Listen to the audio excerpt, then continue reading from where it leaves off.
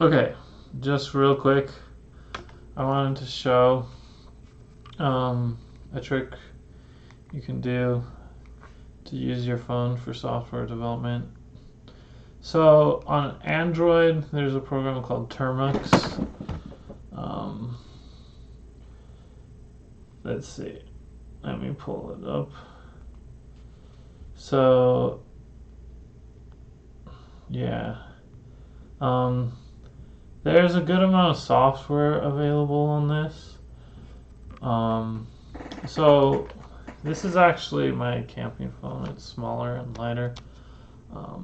So I use this for coding when I'm out and about. But anyway, yeah, Termux it is like it's a no root Linux distribution app. You can install a lot of software like Node.js, Python, Perl, openssh. So yeah, it's really fun. I do recommend, there's a couple keyboards I recommend. MessageEase keyboard, which has these 9 buttons basically, and then you type by sliding. And if you look closely, you can see there, yeah, there's a lot of characters available. So you just slide. So the main keys are A, N, I. Yeah, I don't remember manually. When I'm typing, it's just fine. It doesn't take too long to learn, but you slide between the keys to type different letters, or just tap for the common letters. But that's MessageEase. It's one word. The end of message is the start of ease. And the other keyboard app I recommend is going to be Hacker's Keyboard. This is in portrait mode, but in landscape mode, you're gonna get basically a full keyboard. Yeah, it's not really focusing too well, but you get a full keyboard, so that's nice for coding and such. I'm gonna pull up Vim on here real quick. So that's what Vim looks like.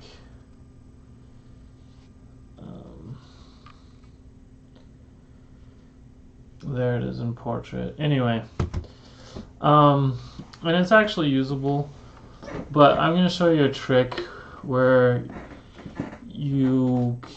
so if you do that and install openssh with Termux, you can do SSHD and start it, take note of the IP address, and then you can SSH into it, and that's what I've done right here with Putty. So it uses port 8022. Yeah, so this is actually on my phone. So we're gonna install an app called Screen. So yeah, it's running off that phone, and you can like turn off the screen. You can put it in your pocket. It's just the phone is just connected to Wi-Fi, and you get the IP address over the local router. So yeah. So this is a game I wrote on my phone, just Pong. Last time I went actually day camping in a hammock, in a mover's blanket hammock. So let me turn off syntax off so you can see a little bit better. Yeah, so I just have a few variables: ball, B move, W move, and hit count. Just those 5 variables. Ball is an array with 4 numbers. The position, the size. B move is a array of 2 numbers. Wall is an array of 4 numbers, wremove, and then hit count 0. Okay, so we have just a few functions here. We have our go function, it starts the interval, stop, clears the interval. Our die function, and then left, right.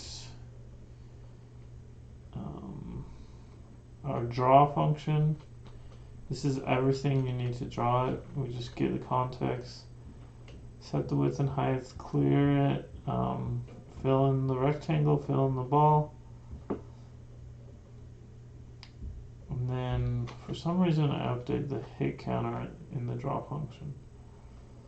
Oh, yeah. Then our main loop here, we just move our ball and wall, and then we do something. Our ball increases in speed and our wall decays in speed. So then we do some boundary detection to keep the wall in bounds. Then we do some boundary detection with the ball. And that's about it. So, real simple program, but it's a playable Pong game. Right here. So this is the game.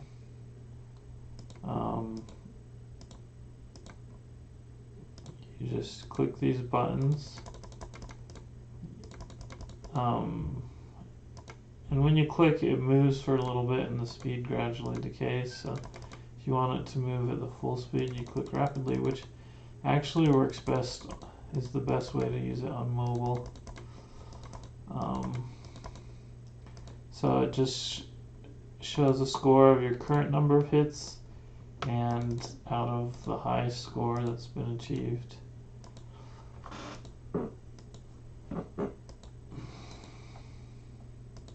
See if we can break this high score.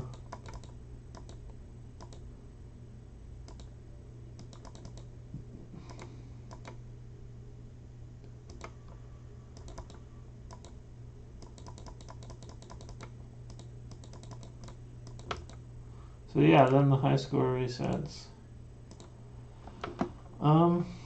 Let me show you it on the actual phone, because it actually works surprisingly well on touch interface, even playing it in a browser.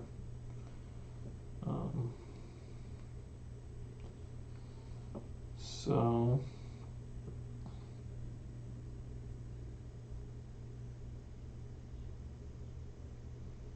yeah, you can zoom in, make it take the full screen, but let me see here. Okay. Yeah, so that's what it looks like on the phone. Let's see if I can play this. Oh crap.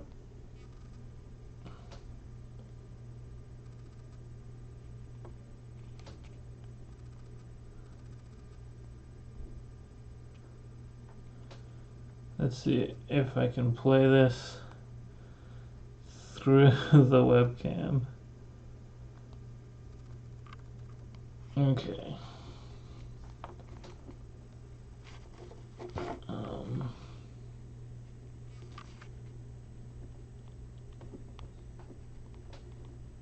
That's hard to do.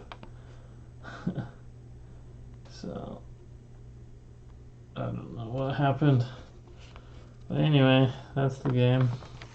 So, the point is, if you want to do development on your phone, or if you even just want to get your source code to browse, use Termux. You can use Git to get all your repositories. Maybe all your stuff, I mean, some of your stuff may not build, but if you keep your dependencies simple, whether Node.js or Python, supports Ruby as well, and then you can, that at least you can run your programs easily. You could set up an old server on an old You could set up a server on an old Android phone. So there's a bunch of different uses, and I highly recommend you check it out.